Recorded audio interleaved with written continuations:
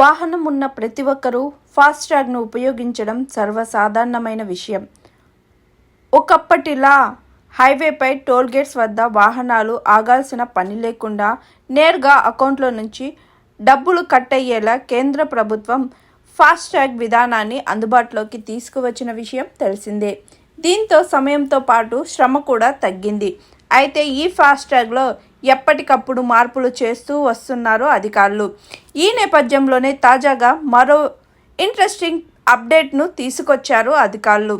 సాధారణంగా ఫాస్ట్రాగ్ రీఛార్జ్ను UPI payments ద్వారా చేసే వారి సంఖ్య అధికంగా ఉంటుంది. ఇందులో ఆటో పేమెంట్ రూల్స్ ఉన్నాయి. అయితే తాజాగా ఈ రూల్స్లో మార్పులు చేర్పులు చేశారు. 24 గంటల ముందు వినియోగదారులకు పంపే నోటిఫికేషన్లు ఇకపై మీకు పంపరు. మాన్యువల్గా ప్రమేయం లేకుండా తమ ఫాస్ట్రాగ్ ఖాతాలను ఆటోమేటిక్గా రీఛార్జ్ చేయించుకునేందుకు ఈ కొత్త అప్డేట్ను తీసుకొచ్చారు. ఆటోపే ఫ్యూచర్లో భాగంగా బ్యాలెన్స్ అవసరమైన అమౌంట్ కంటే తక్కువగా ఉన్నప్పుడు హెల్ప్ డెబిటింగ్ ఆప్షన్ యాక్టివ్ అవుతుంది. ఇంతకుముందు ఆటో పేమెంట్ ఆప్షన్ యాక్టివేట్ అయినప్పుడు యూజర్లు పేమెంట్ చేయడానికి 24 గంటల ముందు నోటిఫికేషన్ అందుకునేవారు. ఈ నోటిఫికేషన్ రిమైండింగ్గా కూడా పనిచేసేది. అవసరమైతే పేమెంట్ అప్డేట్ చేయడానికి లేదా రద్దు చేయడానికి వినియోగదారులకు అవకాశం ఇస్తుంది.